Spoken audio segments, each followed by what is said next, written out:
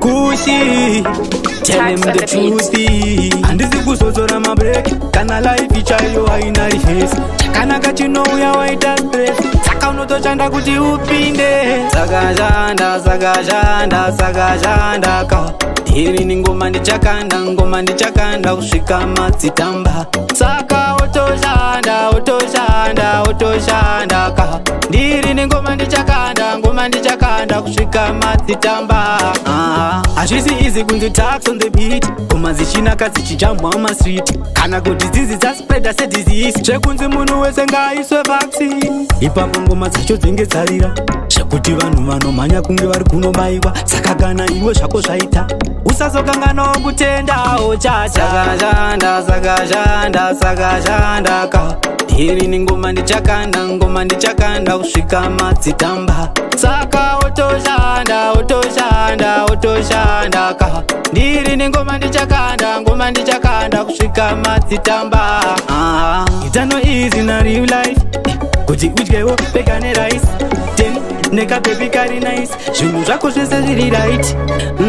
So you have to working. Mangwanani kusvika makuseni. Chisaladi pasite china kunge gweja. I hope mandinzwa. Yeah.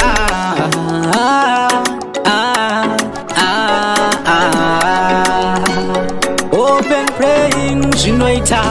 Sakajanda, sakajanda, sakajanda ka.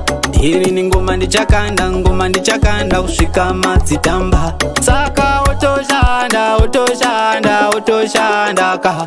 Ndiri ni ngoma ndichakanda kusvika madzitamba.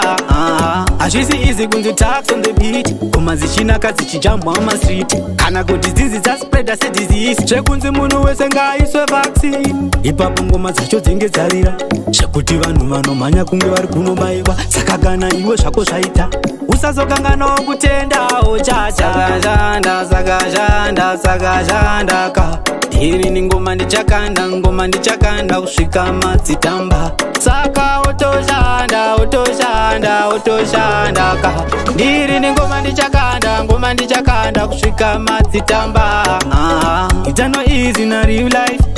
Kuti udyewo beka nerice. Neka baby kari nice. Zvinhu zvako zvese zviri right.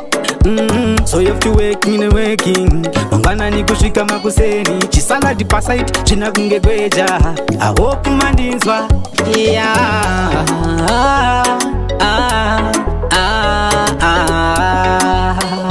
Open praying zvinoita. Sakajanda, sakajanda, sakajanda ka. Hiri ni ngoma ndichakanda kusvika madzitamba. Saka otoshanda, otoshanda, otoshanda ka. Ndiri ni ngoma ndichakanda kusvika madzitamba.